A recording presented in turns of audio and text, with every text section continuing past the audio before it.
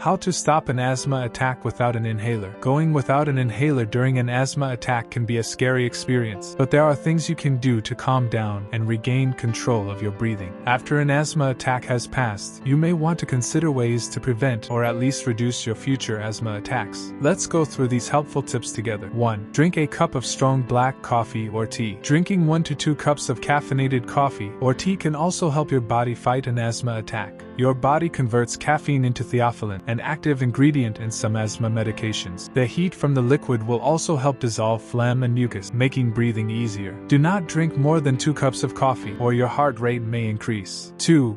Use steam to open the airways. The steam can open your airways and help you breathe easier. If you're at home, turn on a hot shower and sit in the bathroom with the door closed for 10 to 15 minutes. 3.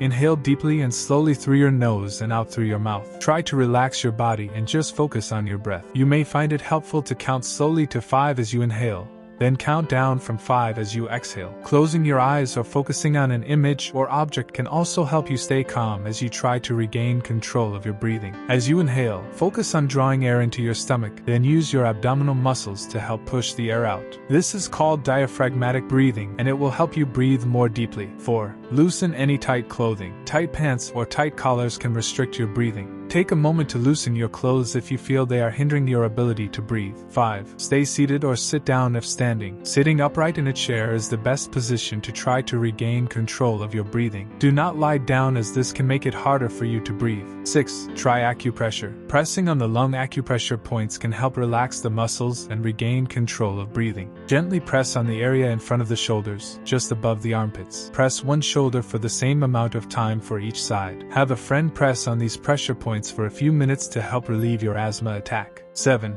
Go elsewhere. Sometimes, a change of location may be just what you need to relieve stress and help you control your breathing. A change of scenery can help you relax and regain control of your breathing. For example, if you're at home, try moving from the kitchen to the living room. 8. Learn more about common triggers. An asthma attack can be triggered by different substances or events. This is why identifying triggers and avoiding known triggers have always been part of asthma treatment. Common triggers include allergens, which include dust, animal dander, cockroaches, mold, and pollen.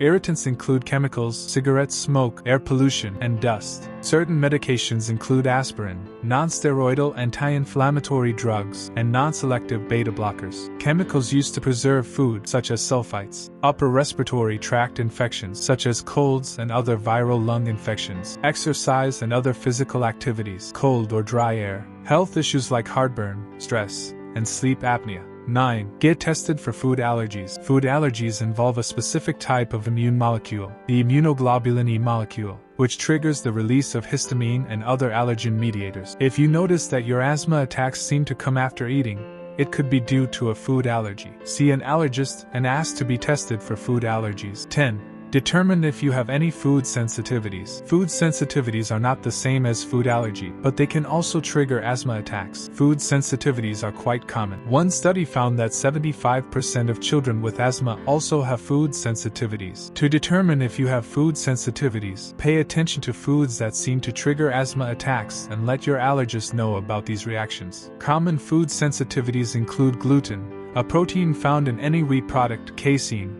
a protein found in dairy products, egg, citrus, peanut, and chocolate. 11. Keep a diary to identify your triggers. One way to start identifying your triggers is to keep a journal of the foods you eat as well as any other common triggers you encounter. If you're having an asthma attack, check your diary to see if what you've eaten or experienced may have triggered an asthma attack. Do everything you can to avoid their exposure. 12. Ask someone to sit with you. It's a good idea to tell someone you're having an asthma attack, just in case you need to go to the hospital. You may also feel less anxious if you know this person will stay with you until the attack is over. If you're alone in public, you'll need to ask a stranger. Try saying something like, "I'm having an asthma attack, but I don't have an inhaler. Would you mind staying with me until my breathing returns to normal?" 13. Take an over-the-counter antihistamine. Many inhalers contain antihistamines that go directly to the lungs, but you can also try oral medications. Check the dosage instructions on the antihistamine and swallow the tablet with a glass of water.